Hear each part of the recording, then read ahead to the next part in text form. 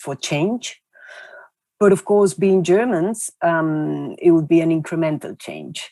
It would be more of an evolution rather than a revolution or a disruption.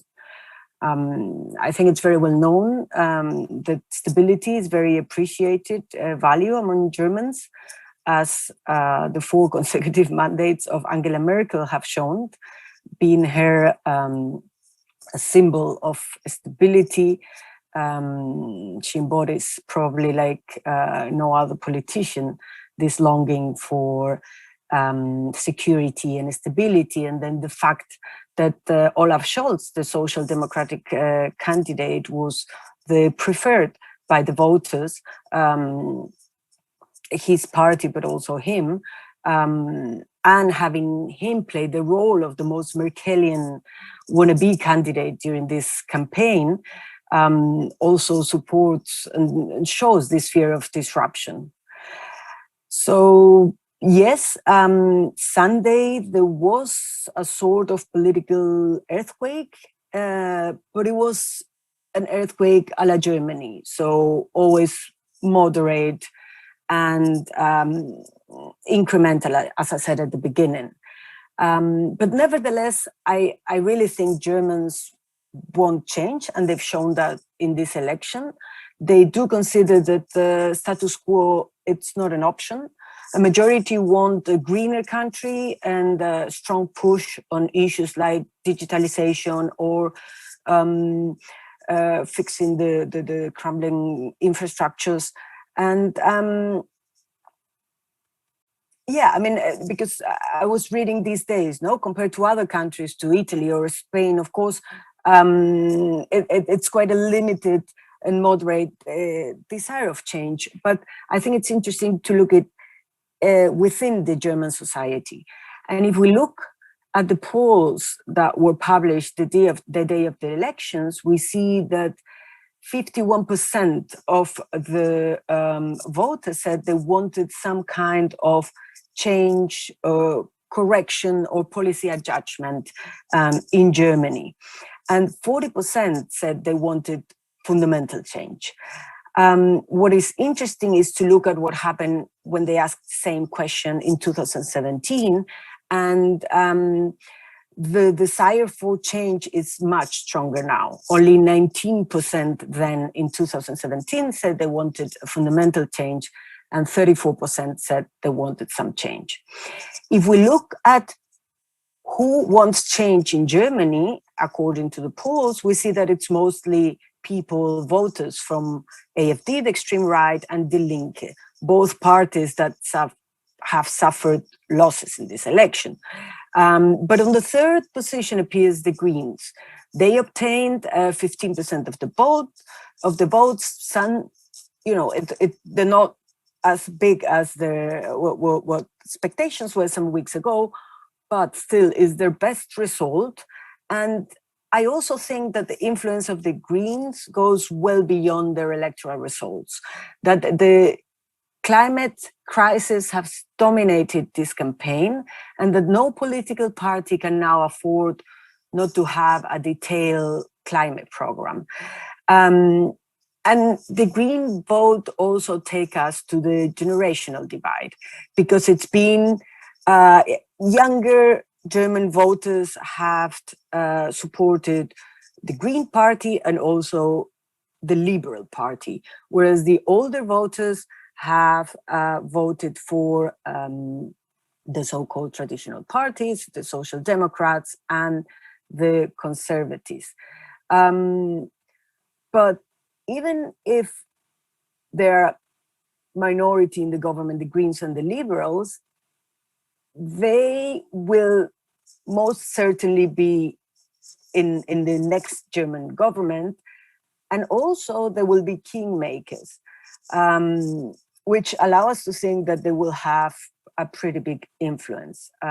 We saw this picture of the Green leaders and the Liberals together. They are the ones setting the pace, the tone, and up till now they're leading this process, no? But also besides the political parties, I also think that the social mood in Germany has somehow changed. As I mentioned, overall, among the younger generations, because the urgency with which they live this climate emergency, it's completely different from the way all the people in the traditional parties look at this issue. If we see the protests that took place in Berlin before the elections, where tens of thousands protested in the German capital for climate change, and Greta Thunberg was there. It's not a coincidence that she chose Berlin. But these past years in Germany, speaking to young people, I was it was quite revealing the way they see things. And I wanted to tell you a little anecdote. I went once to Dortmund to a summer camp of Fridays for Future, where they were rehearsing strategies and how to demonstrate, but also their program and what place they want to occupy in society. And I found this woman who told me, listen, my parents are going to be very upset. I was going to study in university, but I finally decided that the planet can't wait. So I'm not going to go to university. I'm going to dedicate all my energy to activism. Of course, this woman is not representative of anything, but I really thought it was very revealing that for them, status quo is not an option. We've also seen it in the Constitutional Court ruling on climate change, condemning Germany for not having ambitious enough policies. And that's why I think that regardless of the political constellation and the coalition of parties that will be formed in the next weeks or months, I think business as usual will not be an option, at least when it comes to the environment, and that is also reflected in the polls, where they say that when they ask what are Germans worried about, we see a very substantial change in this election compared to the past election. Climate issues, but also social justice, have been very important in this election compared to the last election, where more refugees and security and other topics were in the agenda. So I also see there quite a change. I would also like to speak, because I think it was mentioned at some of the, Miguel mentioned it, I don't know if in his article or somewhere, about the gender balance. It is true that somehow there's not going to be substantial change when we look at the composition at the Bundestag, where there's a slight increase on the representation of women compared to last time, but still not so different from the previous time.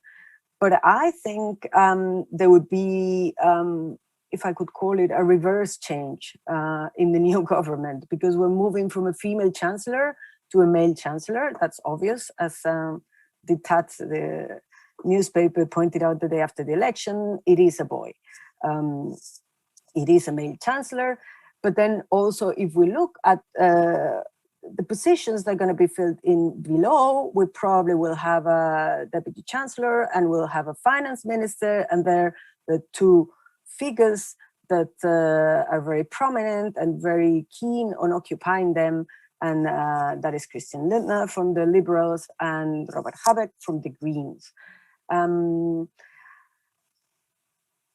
Knowing them a bit, and I think every German knows them, I think we can say their approach to politics in terms of ego or impulsiveness differs quite a bit from that of Angela Merkel and this invisible vanity. So I think there will be a change also in the political style.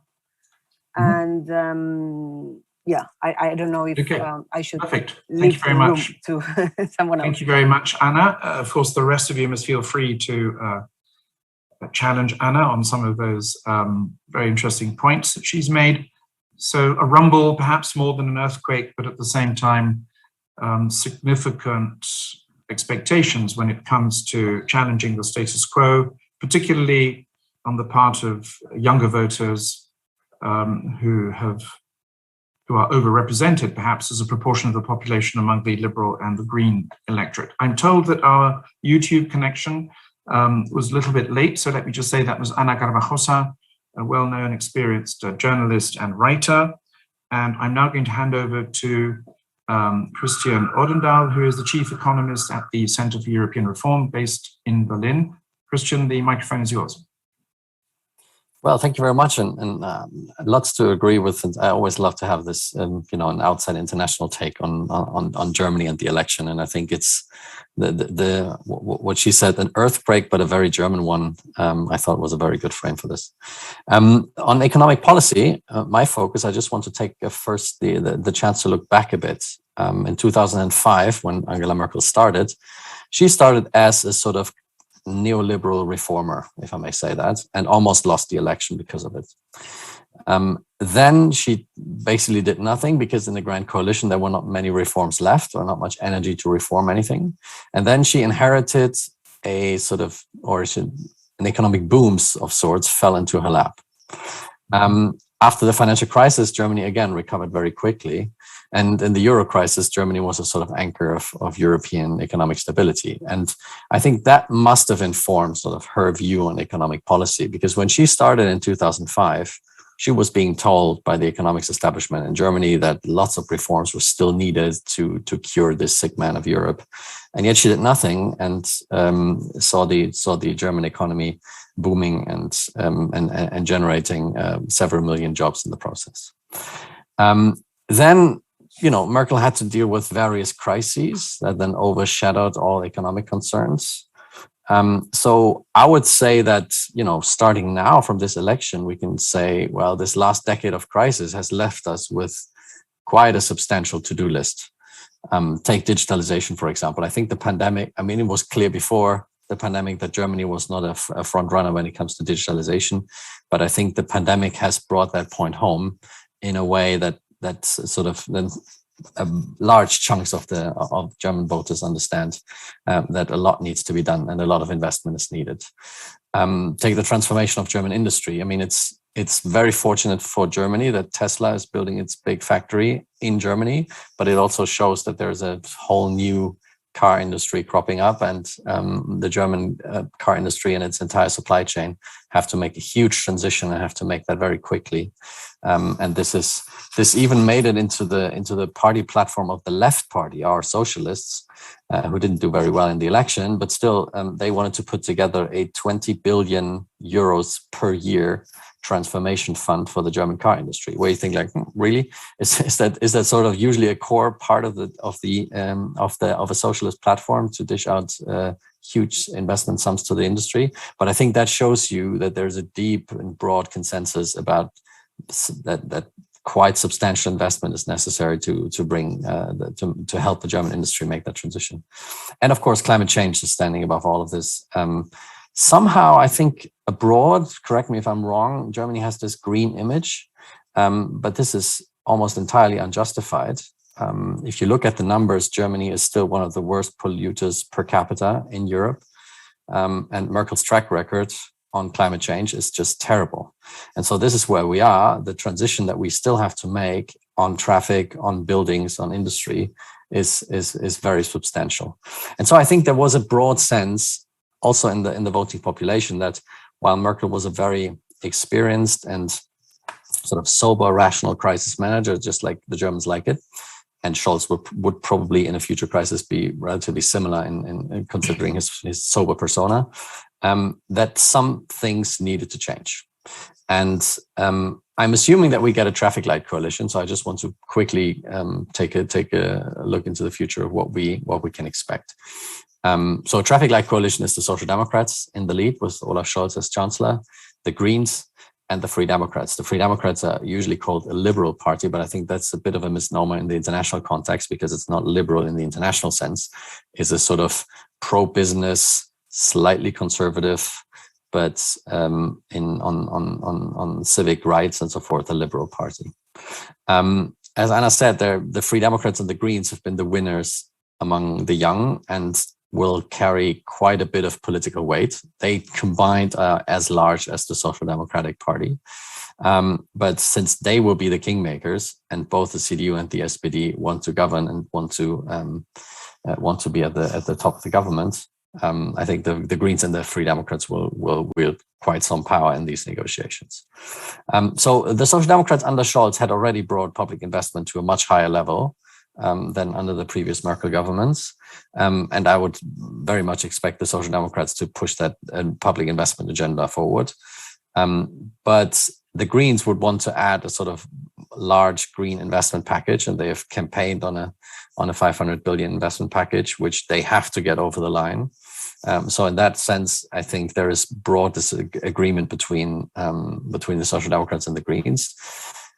The wild card is a bit the Free Democrats, but I think the Free Democrats on climate change, at least, even though their program was a bit inconsistent, I think they've fully realized that a climate change program that only relies on a high carbon price is politically extremely toxic. And so they have a strong interest in detoxifying their own sort of climate ideas. And so I think they will come on board on the green and the climate investment. And this is also the way I see a reform debate of Germany's very strict fiscal rules going forward, even though there's no chance that we would get a constitutional reform of our debt brake, because you would need the CDU for that, and they are in opposition and they're not going to give that position up. I think there is an opening, particularly on the focus on climate change investment. The Free Democrats would like to have a tax cut agenda, a big one, if you ask their platform. But that was more, I would say, performative positioning in this debate. I don't think they really mean that, because it would create a huge hole in the German budget. So we're not going to get a sort of big tax cut agenda. The most danger I see in these coalition negotiations is for the social democratic social agenda. They do have a bit of a redistributive agenda, a welfare agenda, making the German welfare state a bit fairer and a bit more generous, particularly to families and children. And I'm seeing a bit of a danger there, because it's the Free Democrats, as a sort of liberal pro-business conservative party, are unlikely to compromise much on that front. And the Greens will have to push them a lot on the green investment agenda.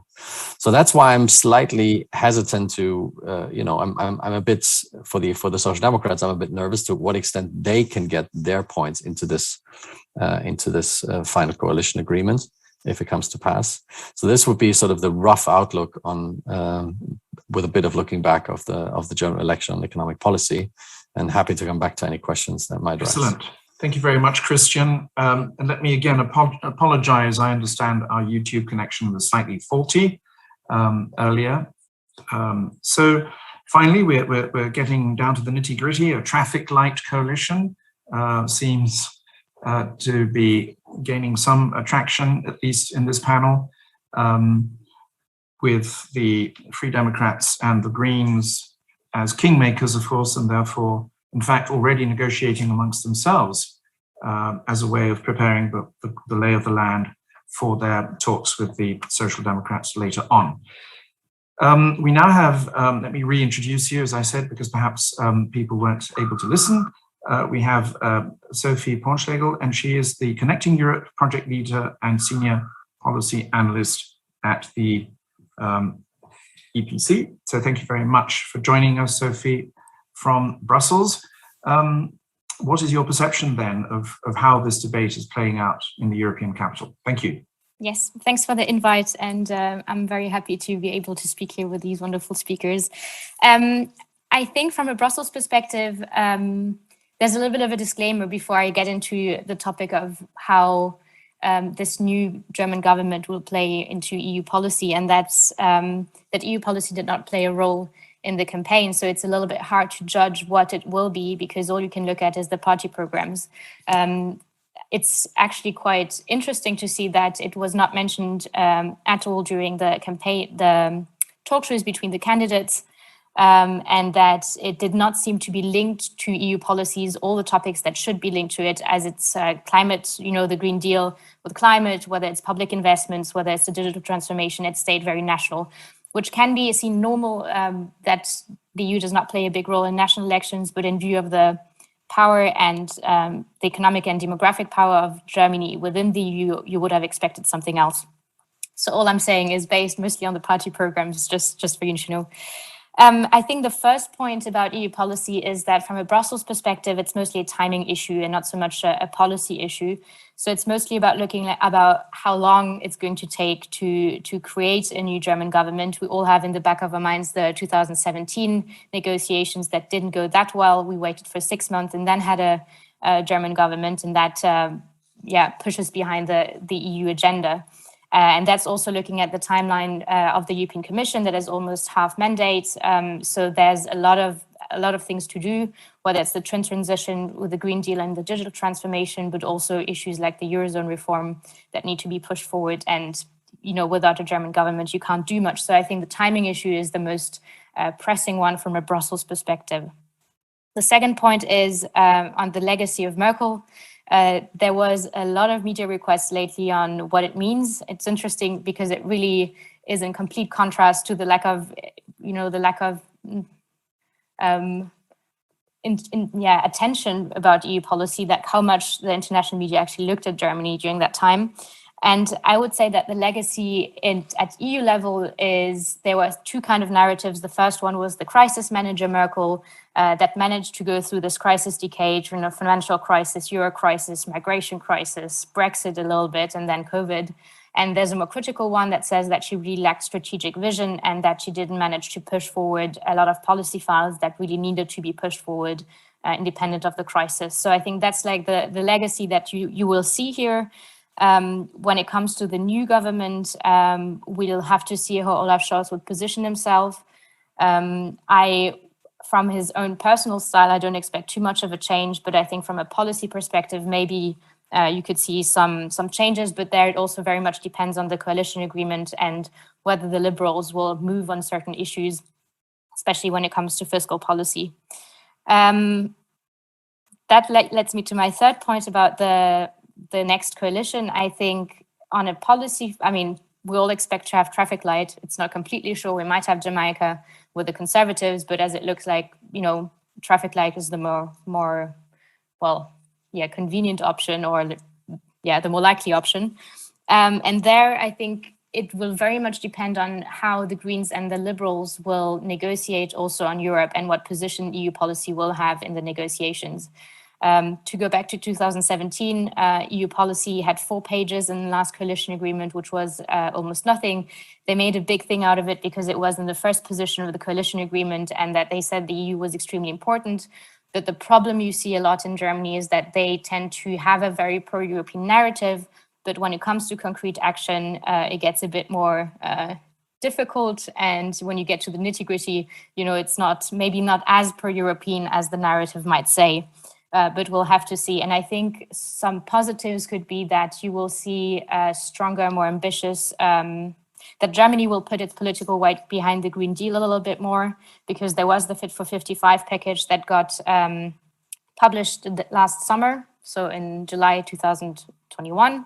And this is a huge package to make sure that we have good climate transition. So let's hope that Germany will put its weight behind that, and I'm sure that Shaheen will mention it. But I think on taxation and fiscal policy and public investments it will be much more difficult if the Liberals decide that they don't want that, because I think the positionings on EU policy between the Greens and the Liberals are very contradictory, much more than between the Social Democrats and the Greens. That was my third point. My fourth point, maybe very quickly on foreign policy, but more generally, I think foreign policy was mostly mentioned because of the left, that is the outlier and really had very radical positions as leaving NATO and not wanting to spend any money on the German army.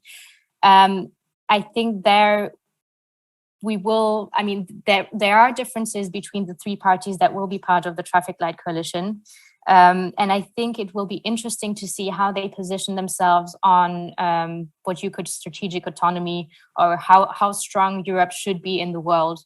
And that is because I don't see, for instance, the Greens really pushing for more hard military capabilities. They're quite, they want more humanitarian, they're very human rights focused. So I don't see them really pushing for having 2% public spending on NATO, for instance. At the same time, I think that it could be good if they decide to take another angle and strengthen the EU's position in the world through the economic perspectives, and that is industrial policy, trade, the tech sovereignty, as I would say, and also that would be really useful, I think, to make a step towards France as well, because that policy file is quite important for them. But we'll have to see how they position themselves in foreign policy and towards China as well.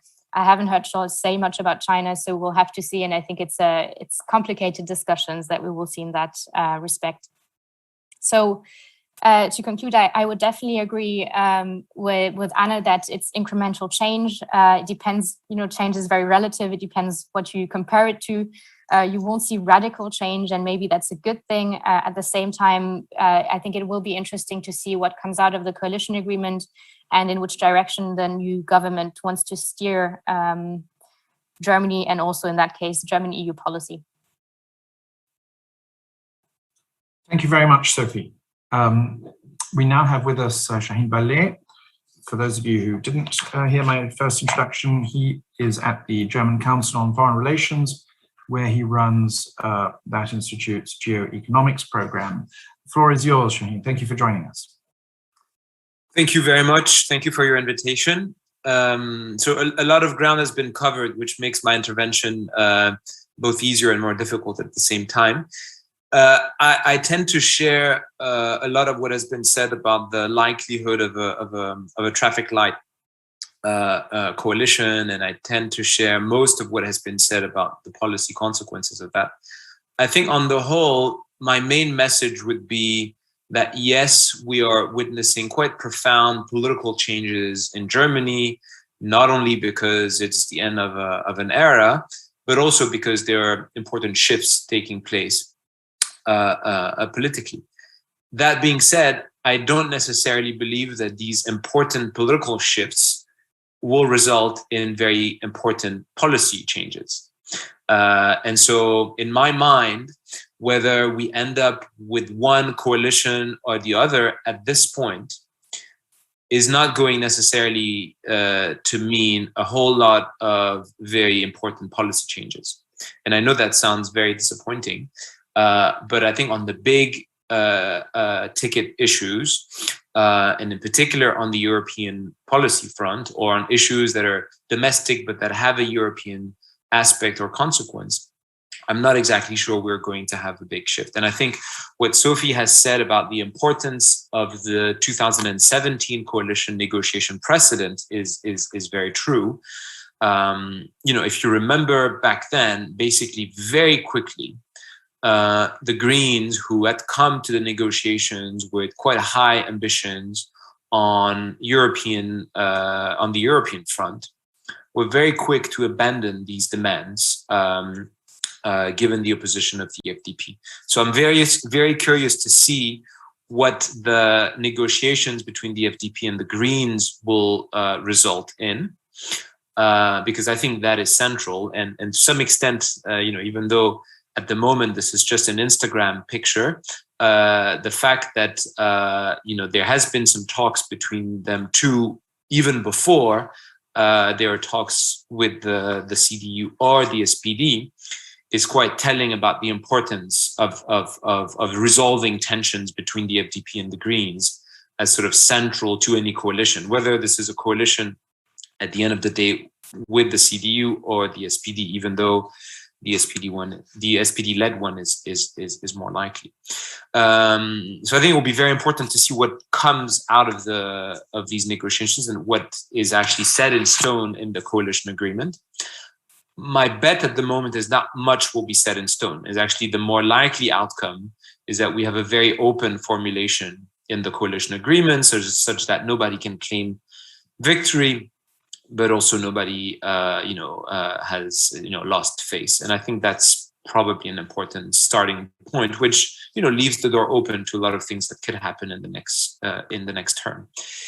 Now, if I bring in France for a minute, you might recall that in 2017, pretty much, I think 2 weeks after the coalition negotiations had started, Macron pronounced his big Sorbonne speech. And I think it's important because that speech was deliberately pronounced in the middle of the coalition negotiations with the clear objective of putting pressure on these coalition negotiations and securing some ground for movement in the coalition agreement. As you know, it hasn't been extraordinarily successful. And so I think the big question for France now is whether Macron tries again that strategy of putting pressure on the coalition agreement by making big European pronouncements and effectively, extending an arm to Germany and pointing to important avenues of cooperation and changes, or whether Macron learns from the 2017 experience and rather, keeps a low profile and lets these negotiations unfold before he makes a pronouncement.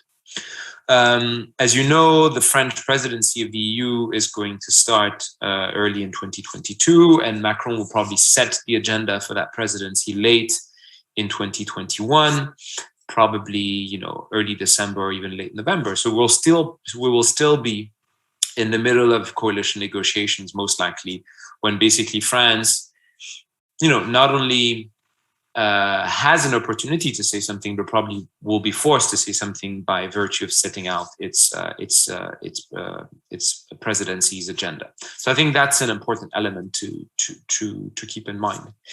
And I think I'll conclude on a couple of topics that I think are particularly important. Let's say three rather than two that are particularly important in my mind.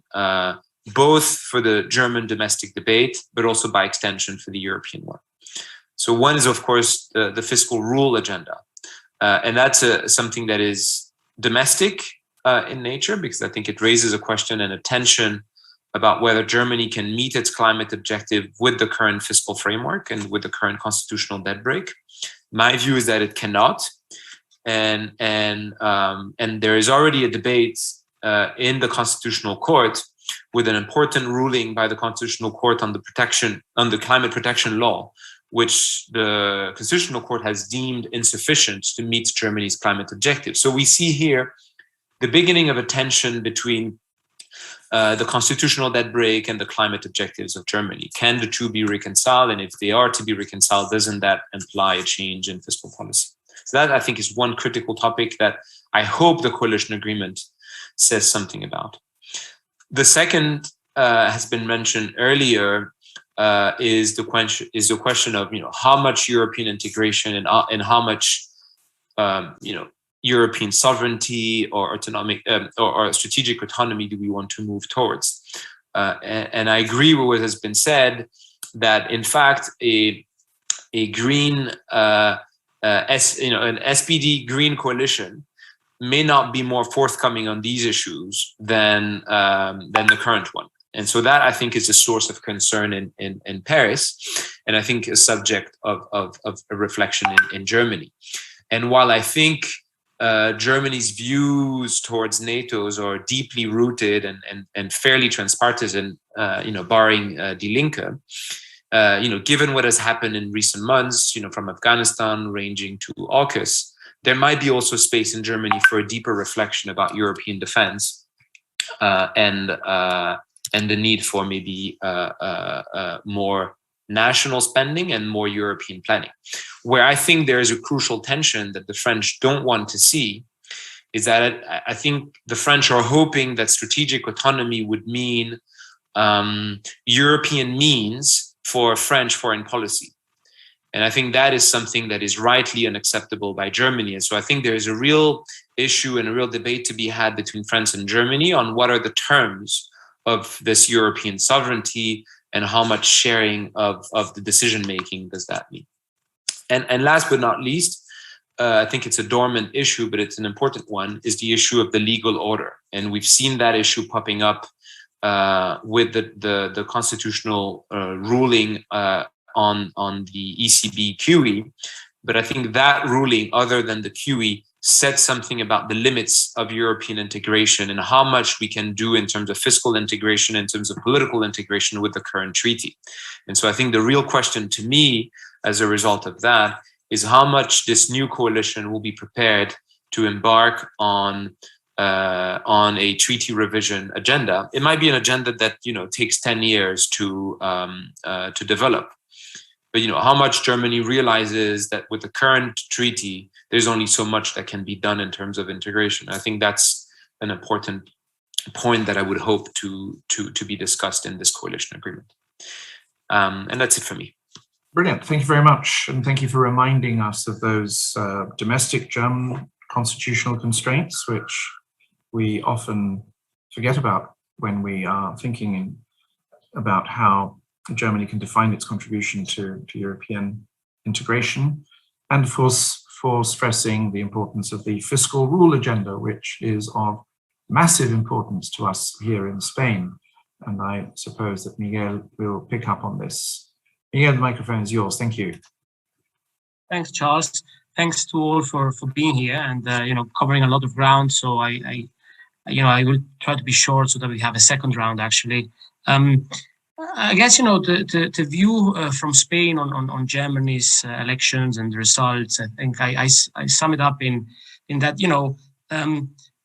most people in Spain, they have a very idealized view of Germany, right? They try to, to see their ideal kind of society or ideological agenda reflected in Germany, because Germany is powerful, usually seen as successful, efficient, etc. So therefore, everyone has their agenda in seeing what Germany should do, where it should move to. So if you are a socialist, then you think that Scholz will bring the social agenda that Christians talked about, that we will have a more social Europe, that we will have minimum wages, that we will have the SURE, which is the unemployment benefit scheme at the European level, forever, that, the social agenda will be increased. If you're conservative, though, you're more inclined to think, look, now that we have the big Leviathan back, Germany is only the last hope to resist this move of big taxes and redistribution and industrial policy. Oh my God, why would we go back to that thing? And so, so they have big hopes on the liberals, right?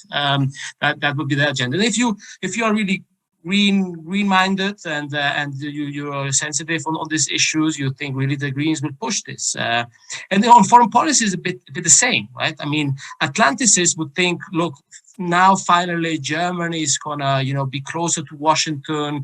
We will have a strong unity vis-a-vis the authoritarian Russians and Chinese, and this will be our agenda for now. Merkel has been too soft on the East, etc. If you believe in strategic autonomy, you think no. Scholz has in its program a sovereign Europe. So now this is the moment that we will increase integration and we will push for strategic autonomy. And if you read the Greens that they are pushing for a European army, oh yes, that's the way to go, right? And my take is that most of these people will be all disappointed, right? And I'm more inclined to see that there is very relative change gonna happen, because of several reasons. These are all moderate candidates. You have now 3 parties that need to find the consensus. If it is with the Jamaica coalition, it's actually 4 parties, because the CSU is another party. And I was mentioning the numbers and who votes whom and who wants change and who do these people vote for. And it's more the AfD Punch and the Link, yes, the Greens, yes, the Young, but this is an old country where the establishment is very strong. People tend to be old. Baerbock, Annalena Baerbock is seen as a young politician that, how can she dare to actually go for Chancellor? It's great that she has a ministry, because, who's going to run the country is a 60-year-old male from Western Germany. And so at the end of the day, how could I, find a metaphor here? I mean, I think Scholz is gonna perhaps, we have a traffic light coalition, sit on a very German word, a stool with 3 legs, right? Greens and Liberals and the SPD. And the thing is that, and we had this discussion yesterday with Adam Tooze, where he was claiming that Germany had gone through this amazing political change over the past 20 years.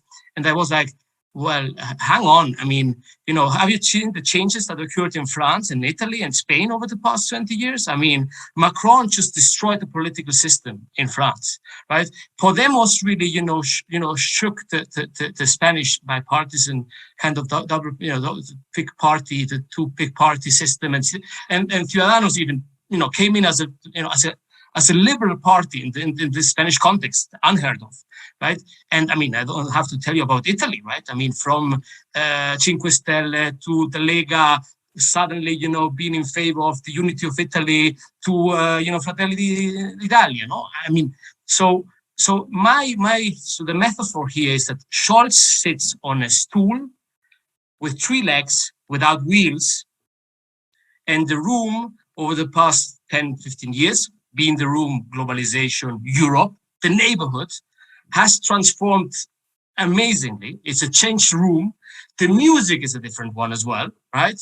And so he sits there with a 3-leg stool that doesn't have wheels, and we are all expecting him to stand up and start dancing. But I figured that we will, and I agree with most of you, that incremental change will be the day. The daily activity there, and going to some of the key points of Shaheen, I think my view is that Germany will still be trying to be in the center, the consensus builder, the bridger between the east and the south and the west, the north and the south. Always do the minimum necessary to keep the house alive or together.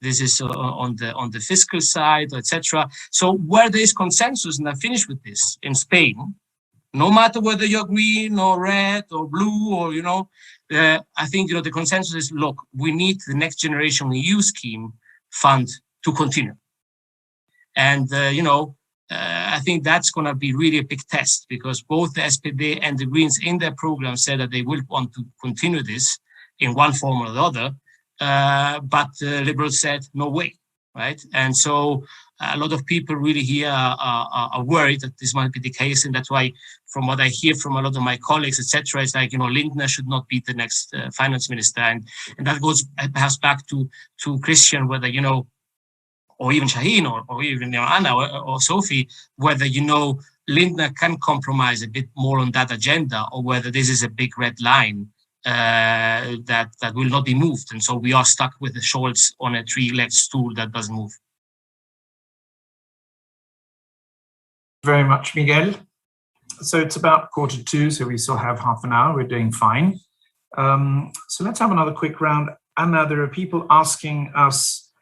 We have about 80, 90 followers at the moment. Given that you are a Spanish journalist who's been observing Germany, events in Germany and the evolution of German politics and society for years, do you think there is an issue here of cognitive dissonance? In other words, as Miguel very rightly pointed out, there is this tremendous admiration in Spain. Cognitive dissonance with regard to Spain and also with regard to Germany. Let me clarify. Okay, for those of you who don't follow Spanish politics, let me just remind you or inform you that ever since the 1960s, Spaniards have consistently placed Germany at the top of opinion polls when they've been asked, which European country do you admire most? Which is your model for Spanish society? So basically, the German social market economy has come up on top, ahead of France, ahead of Britain, consistently since the 1960s, even under the Franco regime. And yet, Christian and others were reminding us that today, in terms of, for example, infrastructure, in terms of all of those elements which supposedly make up modernity, in terms of the environment, Germany is in some ways actually lagging behind a lot of other countries. So on the one hand, we have this cognitive dissonance with regards within Spanish society that perhaps, Anna, you would like to comment on. But secondly, and perhaps more importantly, as far as the way Germans perceive themselves is concerned, what's going on here? Young people are unhappy with the status quo. Well, that's what being young is all about, right? So there are no big surprises there.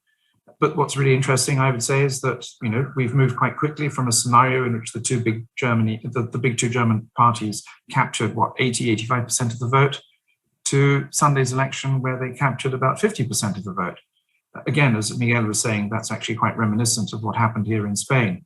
Older people voting for the traditional parties, younger people voting for new options. So is there a mismatch then? This is one of the questions I'm getting, Anna, between reality and perception. Thank you.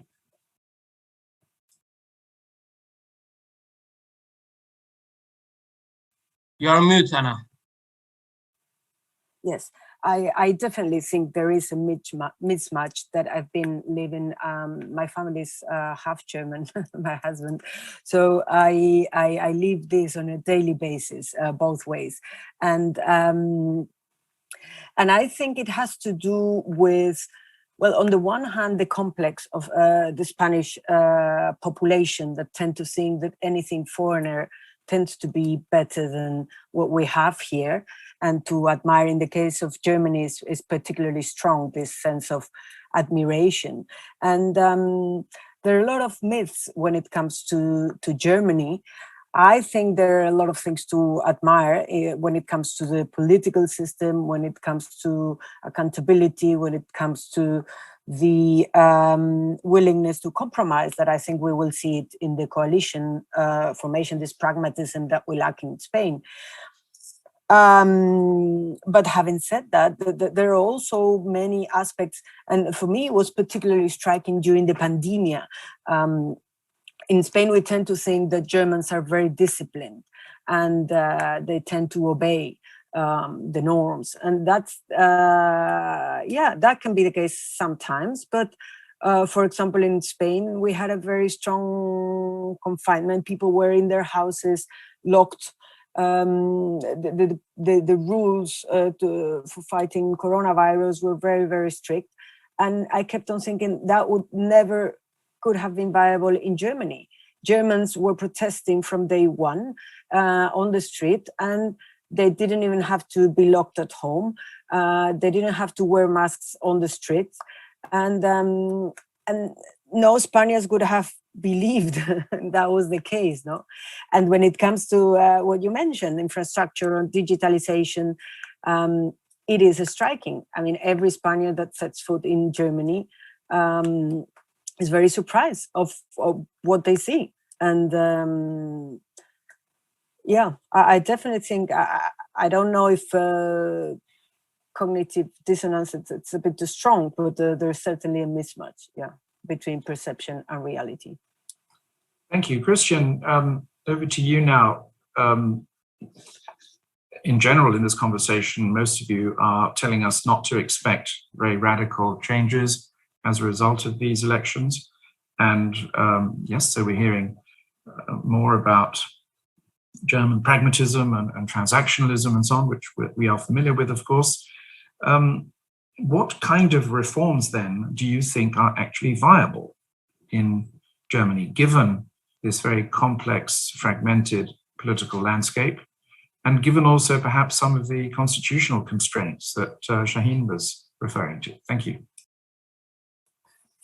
So I think this progress in Germany is usually incremental, right, and on policy issues. And there has already been quite a bit of change under the surface. And the pandemic brought that to the surface. So if you think about the fiscal debates of how that has changed over the past 10 years, why has it changed? Well, first, because there was a sort of assessment of the last 10 years, which policies have worked, was our concern with public debt really justified or not? There's a new generation of economists shaping that debate, which have a different experience and a different education, different background. We have a completely different geopolitical situation. So in the Euro crisis, of course, geopolitics played a role, but very much in the background and not in the sort of public debate. But geopolitics and the new geopolitical situation that Europe finds itself in is very much at the forefront of how policymakers think about this these days. And that economic strength of Europe and its unity and political unity is a lot more important than, how much public debt we have in total. And then there's climate change, which has overshadowed, and as Shaheen said, even legally now, I'm not a legal expert, so I cannot really comment on that, but there seems to be a growing tension now between different provisions in the Constitution. So all these changes sort of were the backdrop against which Angela Merkel could push for the recovery fund. It was not like in the past, a sort of French idea that she reluctantly agreed to on a very much boiled down scale. Like our, Eurozone budget, big idea, very important in my view as well to talk about this and to make progress on this. But what we got in the end was not a budget, it was a rounding error, right? And now we have this pandemic, we have the backdrop of the changing debate, and that was the moment where Angela Merkel could push for a recovery fund that, I wrote about this in April 2020 and we thought we were being bold by what we suggested, and Merkel was a lot bolder than that. And it was not, she pushed for it internally in her own party. She pushed for it among the northern governments in Europe that were quite reluctant to agree to something like that. So all of this change has already happened, but it took the pandemic to bring it to the forefront. And I think we can now sort of count on this undercurrent that has changed to also shape the incremental progress that we need to make. In terms of actual reforms, as I said before, there's limited scope for sort of the SPD social agenda or the Free Democrats tax cut agenda. So probably the progress there will also be incremental.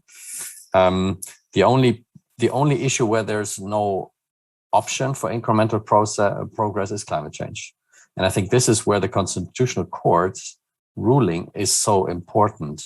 Not maybe also legally, I'm not a legal expert, but politically, in the sense that the Constitutional Court, arguably the highest regarded public body in Germany, has said that the climate targets that we have set are binding and that policymakers need to make progress towards that. So in a way, that's what Shaheen said before, maybe the coalition composition doesn't really matter that much. There is something to that in the climate policy field, because we have boxed ourselves in with these targets, rightly, right? And now we need to make progress. And the question is, how do we do that? And I don't think the conservative parties, the Free Democrats and the Christian Democrats, have properly made up their mind of how they want to do that. And the Social Democrats will struggle with the sort of distributional aspects a lot. So I'm very much, this is in my view, the most interesting aspect of this, because the target of all parties is now legally the same. That's the difference, right? To all other policy, there are different targets for everyone in terms of the public investment agenda, digitalization, industrial transformation, and so forth. Maybe people have different targets, policy platforms differ. But on climate change, we know they all need to hit the same target, right? And so this will be the most interesting to watch, I think.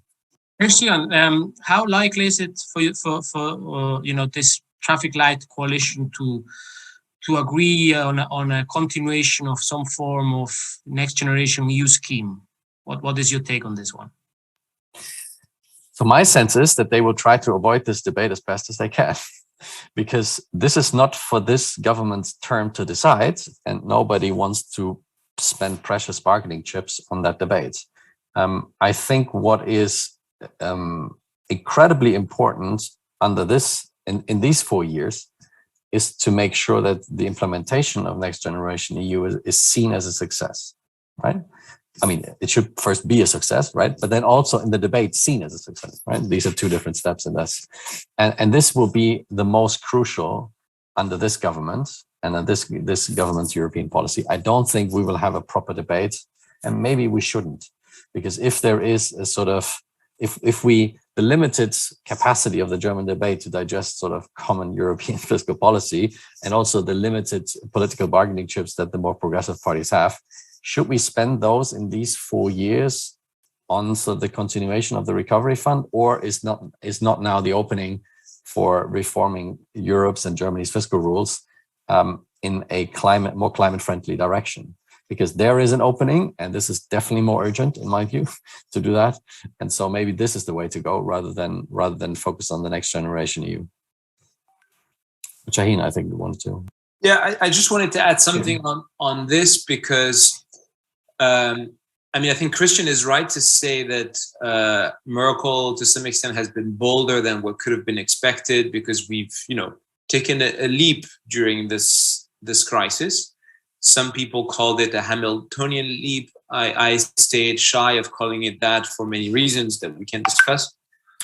But I think we have to remember that all of these steps were taken on a transitory basis, and that there's basically no commitment to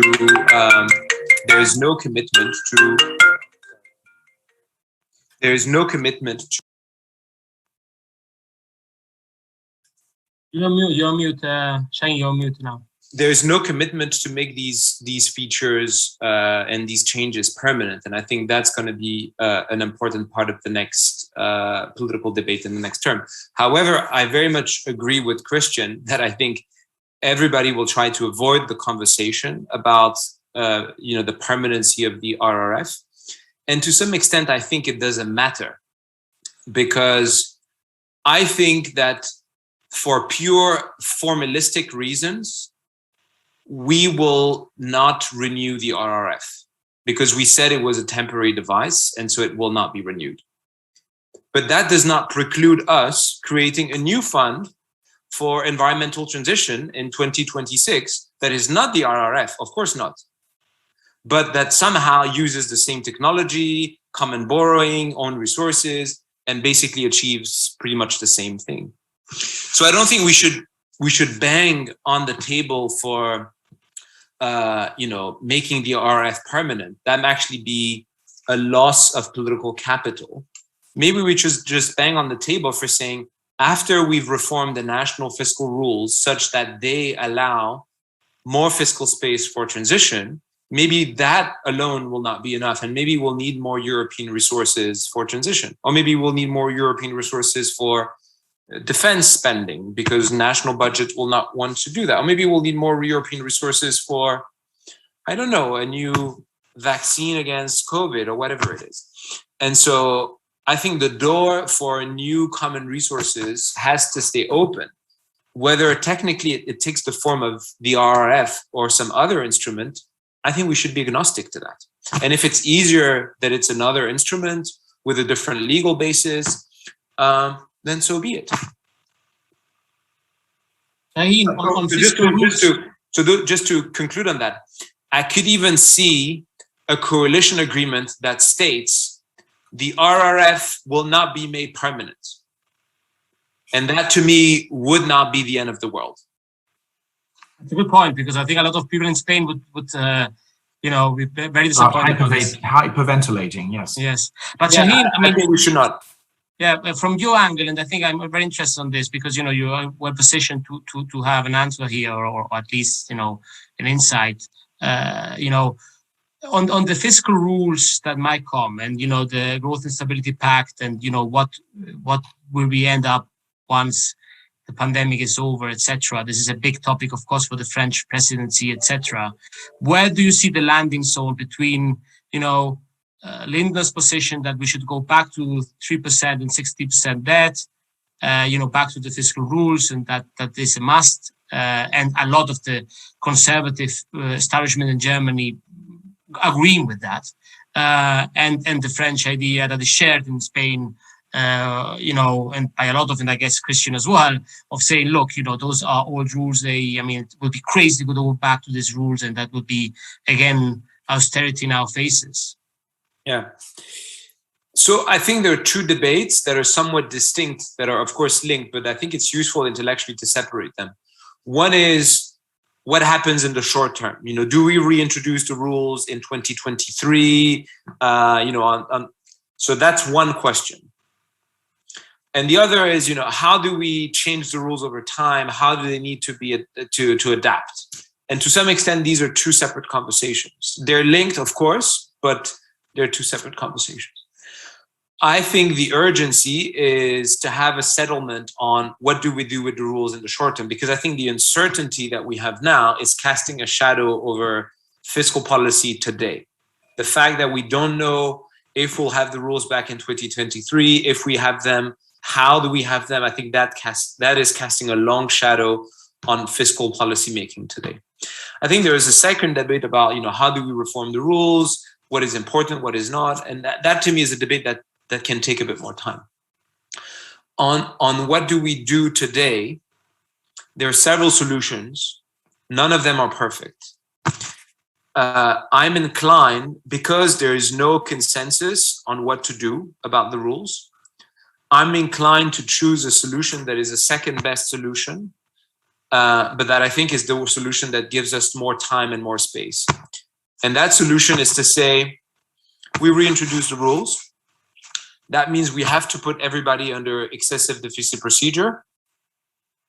That means everybody is under the corrective arm of the pact. And because everybody is under the corrective arm of the pact, the Commission sets the adjustment for every country. And because the Commission wants to have time, it basically sets an adjustment path, a glide path, that is extremely moderate. And it says, okay, you will have to adjust 0.1% of GDP for the next 5 years. And that gives us 5 years, basically, to think about how and when and how do we change the rules. And so that, to me, is the optimal path, because optically, we can say, oh, no, we followed the rules. We haven't changed the rules. We've respected the rules. Everybody's under EDP. But also is the path that gives us the most macroeconomic fiscal space, and not only in the short term, but also for the foreseeable future. And that gives us 5 years to think about how do we want to reform the rules. And last, I would, again, be reminded of the usual constructively ambiguous compromise that we find in Europe. I could imagine a compromise where we say, no, we will not reform the rules. We will not touch them. The 3% and the 60% and all of that, none of that will change. But because we have climate commitments now, we will create a big trench inside the rules such that all of the green investment is taken out of the rules. And that's a way for everybody to have, to claim some sort of victory. The conservatives will say, look, we haven't changed the rules. We haven't changed anything. The 3%, the 60%, all of that stays. And the progressives will say, well, look, we've secured 1.5% of GDP every year for green investment. That's incredible. You couldn't think of that 2 years ago. And so here again, going back to the coalition agreement, even if we had a language that sounded tough on we're not going to change the rules, I wouldn't worry so much, because that language might be accompanied by, but we need the public investments to allow for green transition. And in that case, that might actually be the door opener for quite ambitious reforms of the rules, but of course, without saying that we have reformed them. Thank you very much. I wanted to ask Sophie something. There are people asking us about the impact of AUKUS on the German political debate. And it's quite surprising, actually, how quiet the German authorities have been in response to this. One of the reasons, of course, is because it's understandable. Germany doesn't want to get caught up in a Franco-US conflict. But the questions that are being raised basically is this: how is Germany adapting to the disappointment of a Joe Biden who is distinctly underwhelming? America is back. Is it really? And how do you see the German-US relationship developing? Mm-hmm. That's a very good question. I think I would really go with what Christian said on the fiscal policies, is that you see that it will be incremental change. And I don't think that there will be a lot of difference now with the traffic light coalition or a new German government saying, oh, we're not transatlanticists anymore. There will still always be a tension between, strengthening European defense and European foreign policy and the transatlantic relations. And I don't think that it will change in the next 4 years. but I can see that maybe step by step they will realize. I think the fact that they realized that Joe Biden did not massively change its foreign policy compared to his predecessors might be a first step, but it will take a lot of time because it's historically anchored within German foreign policy. And I think the reaction that you could see waiting for a while, you know, not being, trying always to be an honest broker is really the kind of position Germany sees itself in foreign policy and also in European policy, in Brussels. And that goes to the point, I mean, I'm not sure I have much more to say. We'll see how it goes with the Trade and Technology Council as well. In that respect, I hope that they will move forward, but I can understand France's reluctance as well. And I think defense has always been a contentious issue between France and Germany. I don't think that the main issue is that you do have different national interests. The question is whether you have the political will to move forward. And I wouldn't go as far to say that the next German government will have a lot more political will to move forward, but we'll have to see. I mean, surprises can happen as well in Germany. The NGU package really showed it. So maybe we'll see something on defense. But I think that the fact that we already had such a big recovery package is quite a big step, and you need to take it, you know, one step at a time. Maybe one of the most important points I wanted to make is I think there's really an issue with German leadership in Europe. And this is something that the next German government should think about much more. You could see it very much during the German Council presidency, that they see themselves as the honest brokers, you know, trying to bring other European member states together, alliances that might not work, you know, being the kind of dialogue fosterer between the North and the South, especially. But I think that's a position that can be very dangerous as well, because Germany has profited from the EU. It has very clear national interests. And the fact that it has, you know, through the crisis, even, you know, fostered its position within the EU is just a fact. So I think the question is like, how will they use their power position is one that you would have to see much more in the domestic debate in Germany, and that I would like to see. Especially as the pressure will get bigger. And we didn't talk about it much, but on rule of law, for instance, I think that this is an issue that isn't going away. When it comes to European cohesion, that's the same. And that's, I mean, I think the recovery package was a very good reason why they agreed, because they realized that you would have enormous inequalities as well. So they were like, okay, we really need to go that way. But I think it's a tension that won't go away in the coming years. And that's something that Germany really need to think about, as in, will they keep this kind of, you know, honest broker position, and how do they want to use that leadership position in Europe in the future? Thank you very much. I have a final question for Anna and perhaps Miguel as well. The Spanish media is making a great deal of the fact that, you know, social democracy is back in Europe. I'm not sure that this is actually a very sophisticated analysis, but it's for you. It's up to you to tell me. So, you know, do you think this is actually a relevant conclusion, a plausible conclusion to come to? And as far as the Spanish-German dimension is concerned, Miguel rightly underlined that there are very few hang-ups in Spain about acknowledging German as the key European player. That's really not a very controversial thing. But do you both see any possibility of a closer Spanish-German understanding if and when there are two social democrats running both governments in the near future? Thank you, Anna. Thank you. I'm not sure social democracy in Germany is back. I think Scholz is back. The party, and I think Scholz is back despite his party.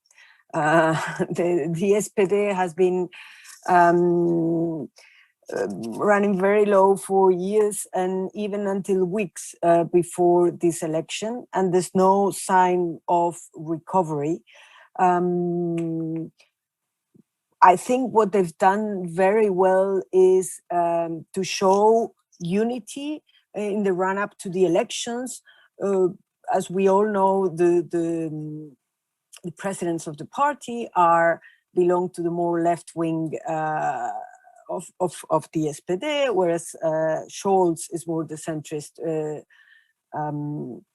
candidate and represents the center of the party. But those differences haven't emerged during this campaign, and I think, you know, now I'm in England, and like Labour, the Germans have been very disciplined on that, and And then Scholz made a good campaign in the sense of doing not much, but letting others make big mistakes, mainly Laschet from the CDU. And I think that explains basically the electoral success, that it's not such, because I mean, it's 25%. It's the third worst result for the party in modern Germany. And yeah, the others did worse, but I would not be so triumphalist when it comes to a surge, a revival of the social democracy. Okay, so we've had a very German earthquake, and now you've just described a very German victory. Miguel, German-Spanish relations. Yeah, and one thing on Scholz and the Social Democrats, I think, to focus on respect was very important. I think, that I think the cliff between the elites and the population is big everywhere. And I think he was able, through this focus on respect, to bring, I think, a lot of new votes for the party, and especially, of course, in Eastern Germany. We have not talked about, the big divide still in Germany. And I mean, unlike in 2017, the Social Democrats actually won. If, East Germany would be just a country, they would have won. And the AfD did that in the past election. So that's a big shift. And I think that's crucial. And I think the zeitgeist has changed. And I think Christian, Shaheen, all of us, we pointed at, I think now there's more understanding in Germany, even, when I talk with a lot of CDU people, that public investment had been neglected and that we need more public investment. And I think that is back, rather than perhaps social democracy. But I think some sort of redistributive agenda is back to. Despite the FDP maybe blocking it, that would be maybe that would be the problem really. Yeah, that's my problem. That perhaps the FDP would block that when it's obvious that I think it is needed, right? On Spain and Germany, I mean, we have, as you know, done quite a bit of work on this, and the feeling is, look, these two countries should do much more together, right? Berlin does not look enough to Madrid. Madrid is not proactive enough to lead some dossiers, to be more active in Brussels. And my colleague Ignacio Molina, he had this term of Südpolitik, right? I think Germany not only needs an Ostpolitik, but it needs a Südpolitik. And, there's a lot of talk about the importance of Africa, but there's no real strategy in Germany around Africa. And I think there, this is really a big agenda for the whole of the Union, right? The relationship with Africa, in all its different dimensions. And so I think there's huge potential. And even officials from the German embassy here constantly say that they struggle to tell Berlin, that more can be done with Madrid. That this is a European country, strongly European, a big country that, has a lot to offer, in digitalization, for example, much more advanced than Germany. And somehow I think the civil society connections between the two countries, and this goes back to Anna's, kind of misperceptions and mismatches, that needs to be increased more. And as you know, Charles, this is one of my big aims in life. Absolutely. So thank you very much. Thank all of you. And one of the purposes of these debates is to challenge cliches. So we've heard that the Germans are in fact quite unruly, and that Spaniards are incredibly law-abiding and obedient. And Spaniards are also incredibly punctual, by the way. So I'm afraid all good things must come to an end. Thank you all so much for joining us today and for your extremely interesting insights. And I hope to see you all again soon. Take care. Thank you very much for the invitation. Bye-bye. Hasta luego. Ciao.